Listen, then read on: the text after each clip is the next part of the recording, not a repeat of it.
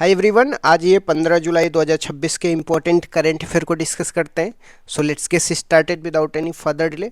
प्रश्न संख्या 1 से स्टार्ट करते हैं। विश्व का पहला commercial nuclear power satellite bore किसने लॉन्च किया है? तो स्पेस एक्स ने विश्व का पहला commercial nuclear power satellite launch किया है। इसे फॉल्कन 9 रॉकेट से लॉन्च किया गया है। इसे सिटी लैब कंपनी यूएसए ने ट्रांसपोर्टर 17 मिशन के तहत बनाया है। जब हम बात करते हैं बोर की, तो इसका पूर्ण रूप भी आपको ध्यान में रखना है। बेटा वोल्टिक ऑर्बिटल हाई रिलायबिलिटी है, तो ये भी आपको ध्यान में रखना है। नेक्स्ट क्वेश्चन में आते हैं। भारत और किस देश के बीच में व्यापक आर्थिक और व्यापार समझौता CETA 15 जुलाई 2026 से लागू हो रहा है? तो यह भारत और यूनाइटेड किंगडम इंग्लैंड के साथ व्यापक आर्थिक व्यापार समझौता CETA लागू हो रहा है। इस समझौते के तहत CETA पर 2025 में पीएम मोदी और यूके के पीएम कीयर स्टारमर ने हस्ताक्षर किए थे। इसका मुख्य लाभ यह है कि भारत और यूके से आने वाले सामान जैसे कपड़े, मसाले, फल, मछली, जूते, चप्पल आदि पे टैरिफ ड्यूटी शून्य या बहुत कम हो जाएंगी। नेक्स्ट क्वेश्चन पे आते हैं। भारत के मुख्य न्यायाधीश ने टावर ऑफ जस्टिस न्याय परिसर का उद्घाटन कहाँ पे किया है? तो गुरुग्राम हरियाणा में किया है। भारत के वर्तमान और 53वें मुख्य न्यायाधीश जस्टिस सूर्यकांत ने इसका शुभारंभ किया है। ये एक नया जिला अदालत परिसर है जिसमें 56 कोर्ट रूम होंगे ताकि पेंडिंग केसों को तेजी से निपटारा हो सके। गुरुग्राम में ही इंटरनेशनल सोलर अलायंस का मुख्यालय है और देश का पहला अनाज ATM भी यहीं पे स्थित है, तो ये भी आपको ध्यान में रखना है। नेक्स्ट क्वेश्चन पे आते हैं। केंद्र सरकार ने सेंट्रल विजिटा पुनर्विकास क्षेत्र का नया नाम बदल करके क्या कर दिया है? तो कर्तव्य भवन क्षेत्र कर दिया है। इसकी घोषणा केंद्रीय मंत्री मनोहर लाल खट्टर ने किया है। इसके उद्देश्य की बात करते हैं तो औपनिवेशिक मानसिकता को दूर करना और जनता में जिम्मेदारी का भाव लाना है। इस कड़ी में राजपथ का नाम भी बदल दिया गया है, इसका नाम कर्तव्य पथ है, और PMO का नाम भी बदल करके सेवा तीर्थ कर दिया गया है।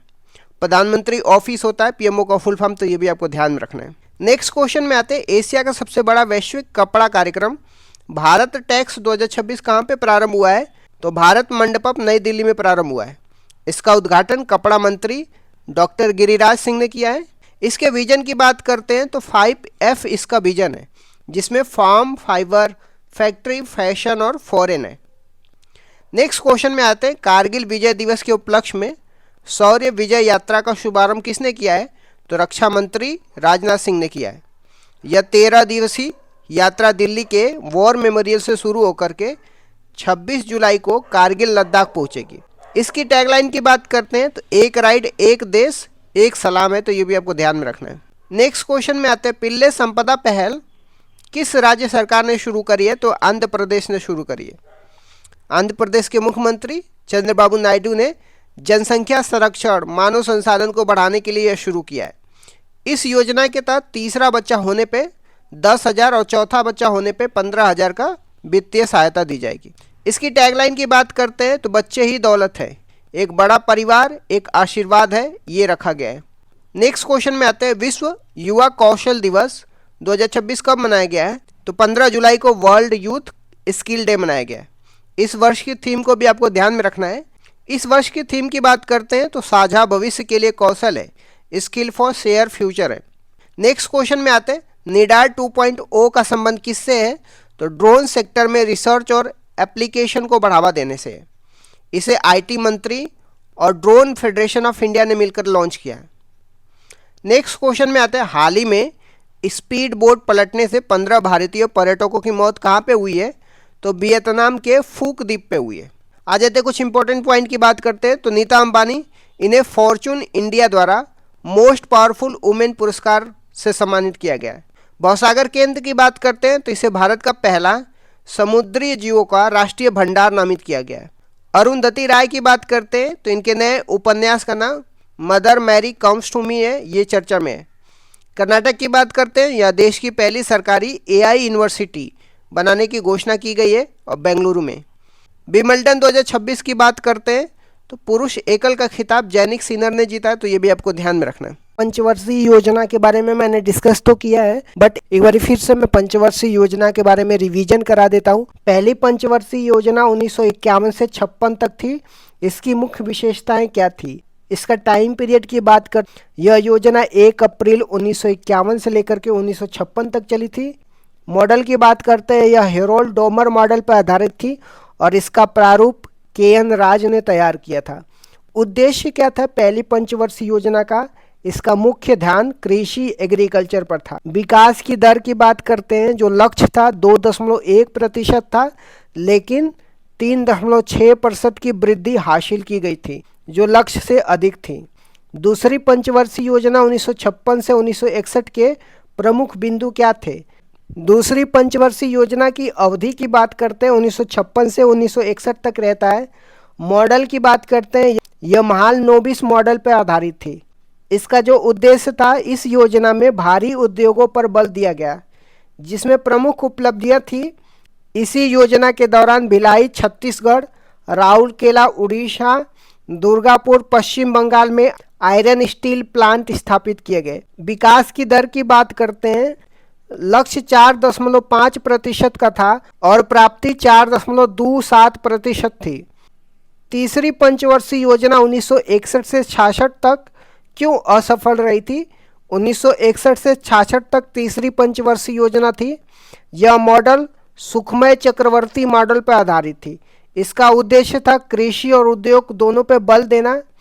असफलता के कारण ये थे, यह योजना 1962 के दौरान भारत चीन युद्ध और 1965 के भारत पाकिस्तान युद्ध के कारण अपने लक्ष्य को प्राप्त नहीं कर सकी और असफल रही। अन्य घटना की बात करते हैं, तीसरी पंचवर्षीय योजना में इसी दौरान जय जवान जय किसान का नारा दिया गया था और 1965 में भारतीय खाद्य निगम, जिसको फूड कॉरपोरेशन ऑफ इंडिया की स्टेब्लिशमेंट की बात करते हैं, तो तीसरी पंचवर्षीय योजना में एफसीआई का इस्टेब्लिशमेंट होता है। नेक्स्ट देख लेते हैं योजना अवकाश की। योजना अवकाश, जिसको प्लान हॉलीडेज बोलते हैं, ये क्या था और यह कब हुआ था? तीसरी पंचवर्षीय योजना की असफलता के बाद 1966 से लेकर के 1969 तक 3 वर्षों के लिए कोई पंचवर्षीय योजना नहीं बनाई गई। इसे योजना अवकाश कहा जाता है। इसी दौरान एक एक वर्ष की योजना शुरू की गई थी। खाद्यान्न में आत्मनिर्भरता के लिए हरित क्रांति, जिसको ग्रीन रेवोल्यूशन की शुरुआत की गई थी। चौथी पंचवर्षीय योजना 1969 से 1974 की मुख्य बातें क्या थी? तो इसका टाइम पीरियड की बात करते हैं, 1969 से लेकर के 1974 तक थी। यह मॉडल अशोक रुद्र मॉडल पर आधारित थी और इसका प्रारूप डी.आर. गॉडगिल ने तैयार किया था। उद्देश्य की बात करते हैं, इसका लक्ष्य स्थिरता के साथ आर्थिक विकास करना, डेवलपमेंट विथ स्टेबिलिटी था। प्रमुख घटनाएं की बात करते हैं, तो चौथी पंचवर्षीय योजना में 1969 में 14 बैंकों का राष्ट्रीयकरण किया गया था। ये पहली बात हो गई। इसके बाद 1971 में भारत पाकिस्तान का युद्ध हुआ और 1974 में पहला परमाणु परीक्षण ऑपरेशन स्माइलिंग बुद्धा पोखरण में किया गया था। पांचवी पंचवर्षीय योजना 1974 से 1978 क्यों अद्वितीय थी? यह भारत का एकमात्र ऐसी योजना है जो अपने निर्धारित समय 5 वर्ष से पहले केवल 4 वर्षों में ही समाप्त हो गई। 1974 से लेकर 1978 तक ही रही थी। यह डीपी दर मॉडल पर आधारित थी और इसका मुख्य लक्ष्य गरीबी उन्मूलन था। रोलिंग प्लान 1978 से 1980 तक क्या था? 1978 में सरकार बदलने के बाद मोरारजी देसाई की जनता पार्टी सरकार ने पंचवर्षीय योजना को समाप्त कर रोलिंग प्लान शुरू किया था। विश्व में इसके जनक डॉक्टर गुरनार मिर्डर थे। उनकी पुस्तक एशियन ड्रामा में इसका उल्लेख है और भारत में इसे लक्कड़वाला ने लागू किया था। छठवीं पंचवर्षीय योजना 1980 से 1985 के दौरान क्या महत्वपूर्ण घटनाएं हुई थी? यह मॉडल आगात निर्गत मॉडल पर आधारित था, जिसको इनपुट आउटपुट मॉडल बोला जाता है। इसका उद्देश्य रोजगार सृजन और गरीबी उन्मूलन था। प्रमुख घटनाएं की बात करते हैं, तो छठवीं पंचवर्षीय योजना में नाबार्ड की एस्टेब्लिशमेंट किया जाता है 1982 में। 6 और बैंकों का राष्ट्रीयकरण किया जाता है 1980 में। ऑपरेशन ब्लू स्टार और ऑपरेशन मेघदूत 1984 में चलाया जाता है। ऑपरेशन मेघदूत सियाचिन पर कब्जा करने के लिए। 7वीं पंचवर्षीय योजना 1985 से लेकर के 1990 तक क्या नारा था? इस योजना का प्रसिद्ध नारा रोटी रोजी और उत्पादकता या भोजन काम और उत्पादकता था। इसी योजना के दौरान 1988 में सेबी की स्थापना होती है, जिसको security and exchange board of India बोलते हैं। एलपीजी सुधार कब और क्यों अपनाए गए थे? 1990 से 92 के योजना अवकाश के दौरान 1991 में भारत में विदेशी मुद्रा भंडार का संकट उत्पन्न हो गया था। उस समय प्रधानमंत्री पीवी नरसिम्हा राव और वित्त मंत्री डॉक्टर मनमोहन सिंह थे। इस संकट से निपटने के लिए 1991 में नई आर्थिक नीति अपनाई गई थी, जिसे एलपीजी सुधार कहा गया था। जो न्यू इकोनॉमी पॉलिसी अपनाई गई थी, जिसमें उदारीकरण, निजीकरण या वैश्वीकरण की बात की जाती है। 8वीं पंचवर्षीय योजना 1992 से 1997 का मुख्य फोकस क्या था? तो यह model John W Miller model पर आधारित थी। इसका मुख्य बल मानव संसाधन विकास था, जो 1990 में आए एचडीआई मानव विकास सूचांक की अवधारणा से प्रेरित था। अन्य घटनाएं की बात करते हैं 8वीं पंचवर्षीय योजना में। इसी दौरान 73वां और 74वां संविधान संशोधन हुआ, जो पंचायती राज और नगर निगम के लिए है। इसी समय 1 जनवरी 1995 को डब्ल्यूटीओ की स्थापना होती है, जिसको वर्ल्ड ट्रेड ऑर्गेनाइजेशन बोलते हैं। 9वीं और 10वीं पंचवर्षीय योजना का मुख्य बातें क्या थी? 9वीं पंचवर्षीय योजना 1997 से 2002 तक होता है।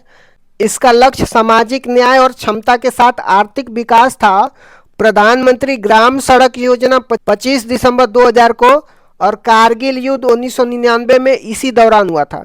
10वीं पंचवर्षीय योजना 2002 से 2007 तक थी। यह भी आगात निर्गात मॉडल पर आधारित थी। नरेगा अधिनियम 2005 में आया और 2 फरवरी 2006 को लागू हुआ था। 11वीं पंचवर्षीय योजना 2007 से लेकर 2012 की विकास दर की क्या विशेषता थी? इसका लक्ष्य तीव्र और समावेशी विकास, जिसको रैपिड एंड इंक्लूसिव डेवलपमेंट था। इसमें 8% की विकास दर हासिल की गई थी, जो सभी पंचवर्षीय योजनाओं में अब तक की सबसे ज़्यादा थी। शिक्षा का अधिकार राइट टू एजुकेशन एक्ट 2009 इसी दौरान आया था। 12वीं पंचवर्षीय योजना 2012 से 2017 का लक्ष्य क्या था? यह अंतिम पंचवर्षीय योजना था, जो 2012 से 2017 तक चला था। इसका लक्ष्य तीव्र, सतत और अधिक समावेशी विकास, जिसको rapid sustainable and inclusive development था। इसमें कृषि के लिए 4% और प्रजनन दर को 2.1%, जिसको प्रतिस्थापन दर बोलते हैं, पर लाने का लक्ष्य रखा गया था। भारतीय संविधान के प्रमुख संशोधन और उसके प्रावधान के बारे में देखने वाले हैं। पहला संविधान संशोधन कब हुआ था? 1951 में हुआ था। संविधान में 9वीं अनुसूची जोड़ी गई थी, जिसका संबंध भूमि सुधार से है। अनुच्छेद 15 क्लॉज 4 भी जोड़ा गया, जो सामाजिक और शैक्षिक रूप से पिछड़े वर्गों के लिए आरक्षण का प्रावधान करता है। 7वां संविधान संशोधन 1956 में राज्य पुनर्गठन से संबंधित है। यह प्रावधान किया गया कि 2 या 2 से अधिक राज्यों के लिए एक राज्यपाल हो सकता है। इस समय भारत में 14 राज्य और 6 केंद्र शासित प्रदेश थे।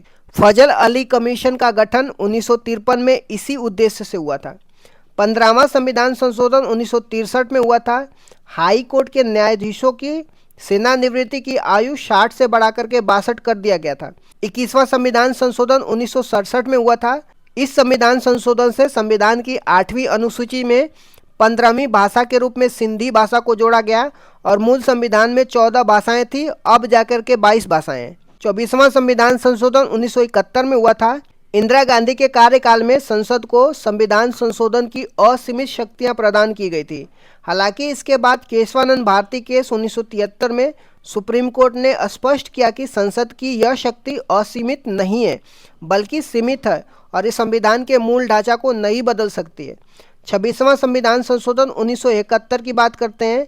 राजाओं को दिए जाने वाला प्रीवी पर्स को समाप्त कर दिया गया, जो देशी रियासतों के एकीकरण के बदले में दी जाने वाली एक बड़ी राशि थी। 36वां संविधान संशोधन 1975 में सिक्किम को भारत का पूर्ण राज्य बनाया गया और ये भारत का 22वां राज्य सिक्किम बन के आया था। 42वां संविधान संशोधन 1976 की बात करते हैं। इसे मिनी कॉन्स्टिट्यूशन या लघु संविधान कहा जाता है। 42वां संविधान में प्रस्तावना में संशोधन किया, इसमें समाजवाद, पंथ निरपेक्ष, अखंडता शब्द जोड़े गए और प्रस्तावना में अब तक ये एकमात्र संशोधन है। 42वें संविधान संशोधन में फंडामेंटल ड्यूटी जोड़ी गई थी, जो भाग 4A में अनुच्छेद 51A को जोड़ा गया था, जिसमें मौलिक कर्तव्य शामिल थे। यह सरदार स्वर्ण सिंह समिति की सिफारिश पे फंडामेंटल ड्यूटी, जिसको मौलिक कर्तव्य बोलते हैं, इसको जोड़ा गया था। 42वां संविधान संशोधन में राज्य सूची से समवर्ती सूची में विषयों को हस्तांतरण किया गया, जिसमें 5 विषय वन, वन्य जीव, मापतोल, न्याय प्रशासन और शिक्षा को राज्य सूची से समवर्ती सूची में स्थानांतरित किया गया। नए अनुच्छेद आर्टिकल 39A जो निःशुल्क कानूनी सहायता की बात करता है, आर्टिकल 48A जो पर्यावरण संरक्षण की बात किया जाता है, ये भी 42वां संविधान संशोधन में जोड़ा जाता है। 44वां संविधान संशोधन 1978 की बात करते हैं, ये मोरारजी देसाई के कार्यकाल में हुआ था। इसमें संपत्ति के अधिकार में बदलाव किए जाते हैं। संपत्ति के अधिकार को मौलिक अधिकार की सूची से हटा करके इसे कानूनी अधिकार, जिसको लीगल राइट बनाया गया, जो अब अनुच्छेद 300A में है। पहले संपत्ति का अधिकार अनुच्छेद 31 में था। राष्ट्रीय आपातकाल, नेशनल इमरजेंसी की बात करते हैं, इसमें राष्ट्रीय आपातकाल के लिए आंतरिक अशांति के स्थान पे सशस्त्र विद्रोह शब्द का प्रयोग किया गया। राष्ट्रीय आपातकाल लगने के लिए कैबिनेट की लिखित अनुमति को अनिवार्य किया गया। संविधान में कैबिनेट शब्द की पहली बार उल्लेख इसी संशोधन में हुआ था। आ जाते हैं 52वां संविधान संशोधन की बात करते हैं, जो 1985 में हुआ था। राजीव गांधी के कार्यकाल में दल बदल विरोधी कानून आया था, जिसको एंटी डिफेक्शन लॉ बोलते हैं। संविधान में 10वीं सूची जोड़ी गई, जिसका उद्देश्य दल बदल को रोकना था। आ जाते हैं 61वें संविधान संशोधन, जो 1989 में हुआ था। यह राजीव गांधी के कार्यकाल में मतदान की आयु 21 वर्ष से घटा करके 18 वर्ष कर दी गई थी। अब आ जाते हैं 73वां संविधान संशोधन 1992 में।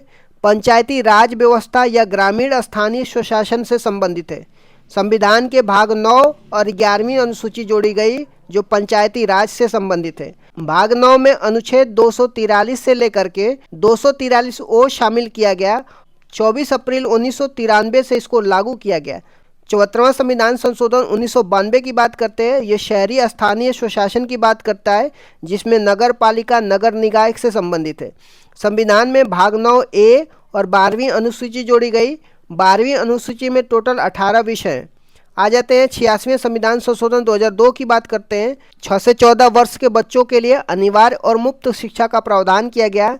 अनुच्छेद 21A जोड़ा गया, जिसके तहत शिक्षा का अधिकार एक मौलिक अधिकार बन गया। अनुच्छेद 51A क्लॉज के रूप में 11वां मौलिक कर्तव्य भी जोड़ा गया था। आ जाते हैं 89वां संविधान संशोधन 2003 की बात करते हैं। अनुच्छेद 338A को जोड़ा गया, जिसमें राष्ट्रीय अनुसूचित जनजाति आयोग, जिसको national commission for scheduled tribe का उल्लेख है। अनुच्छेद 338 में राष्ट्रीय अनुसूचित जाति का उल्लेख किया गया है। 91वां संविधान संशोधन 2003 की बात करते हैं। मंत्रिपरिषद के आकार को सीमित किया गया। इसके अनुसार कुल लोकसभा सदस्यों के 15% से अधिक मंत्री नहीं हो सकते। आ जाते हैं 92वां संविधान संशोधन 2003 की बात करते हैं। 8वीं अनुसूची में 4 भाषाएं जोड़ी जाती है, जो बोडो, डोंगरी, संथाली और मैथिली होती है। 97वां संविधान संशोधन 2011 में सहकारी समिति से संबंधित है। संविधान के भाग 9B अनुच्छेद 43B और अनुच्छेद 19 क्लॉज 1 क्लॉज C में सहकारी समिति शब्द जोड़ा गया। 99वां संविधान संशोधन 2014 की बात करते हैं। यह एक ऐसा संविधान संशोधन था जिसमें सुप्रीम कोर्ट ने असंवैधानिक करार दिया था। यह राष्ट्रीय न्यायिक नियुक्ति, जिसको नेशनल जुडिशरी अपॉइंटमेंट कमीशन के निर्माण की बात करता है, जिसका उद्देश्य कॉलेजियम पद्धति को बदलना था। आ जाते हैं 100वां संविधान संशोधन 2015 की बात करते हैं। भारत और बांग्लादेश के बीच में 3 बीघा कॉरिडोर जमीन के आदान प्रदान से संबंधित है। 101वां संविधान संशोधन 2016 की बात करते हैं, जिसमें GST, जिसको गुड्स एंड सर्विस टैक्स बोलते हैं, इससे संबंधित है। यह 1 जुलाई 2017 को लागू हुआ। विजय केलकर समिति के सिफारिश पर यह आया था। संविधान में अनुच्छेद 246A GST का उल्लेख है और अनुच्छेद 279A जो GST काउंसिल का उल्लेख, जिसका प्रमुख भारत के वित्त मंत्री होता है, ये सब जोड़ा गया। 102वां संविधान संशोधन 2018 की बात करते हैं। इसमें आर्टिकल 338B जोड़ा गया, जिसमें राष्ट्रीय पिछड़ा वर्ग आयोग की बात करता है। इसमें यह निर्धारित किया गया कि कौन सी जाति पिछड़ा वर्ग में आएगी और यह अधिकार केंद्र सरकार का होगा। आ जाते हैं 103वां संविधान संशोधन 2019 की, जो आर्थिक रूप से कमजोर वर्ग, जिसको इकोनॉमिकली वीकर सेक्शन बोलते हैं, 10% आरक्षण की बात किया जाता है। संविधान में अनुच्छेद 15 क्लॉज 6 संस्थाओं में प्रवेश के लिए आरक्षण और अनुच्छेद 16 क्लॉज 6 सरकारी नौकरियों में आरक्षण की बात किया जाता है। आ जाते हैं 104वां संविधान संशोधन 2019 की, जिसमें लोकसभा और विधानसभा में एंग्लो इंडियन के लिए आरक्षित सीटों को समाप्त कर दिया गया। अनुसूचित जाति, अनुसूचित जनजाति के लिए आरक्षण को 10 साल के लिए क्या कर दिया गया, बढ़ा दिया गया। आ जाते हैं 105वां संविधान संशोधन 2021 की। यह 102वें संविधान संशोधन में संशोधन करता है। यह राज्य सरकारों को यह अधिकार देता है कि वो अपनी स्वयं की राज्य सूची में शामिल की जाने वाली पिछड़े वर्गों की जातियों की पहचान कर सके, जो शक्ति 102वें संविधान संशोधन में केंद्र के पास दी गई थी। राष्ट्रपति ने 18 अगस्त 2021 को इस पर हस्ताक्षर कर दिया था। आ जाते हैं 106वां संविधान संशोधन 2023 की। इसे नारी शक्ति वंदनम अधिनियम के नाम से भी जाना जाता है। यह 128वां विधेयक था। इसका उद्देश्य लोकसभा और विधानसभा में महिलाओं को 33% आरक्षण प्रदान करना है। इसे अर्जुन मेघवाल ने पेश किया था और राष्ट्रपति ने इसे 28 सितंबर 2023 को सहमति दे दी थी। यह अगला परिसीमन 2026 के बाद लागू होने वाले चुनाव में लागू होगा। आ जाते हैं 129वां संविधान संशोधन विधेयक की। ये संविधान संशोधन विधेयक है जो प्रस्तावित किया गया है। भारत का नवीनतम विधेयक है। जो यह वन नेशन वन इलेक्शन की बात किया जाता है, जो एक राष्ट्र एक चुनाव से संबंधित है। यह रामनाथ कोविंद कमेटी की सिफारिश पर पेश किया गया था।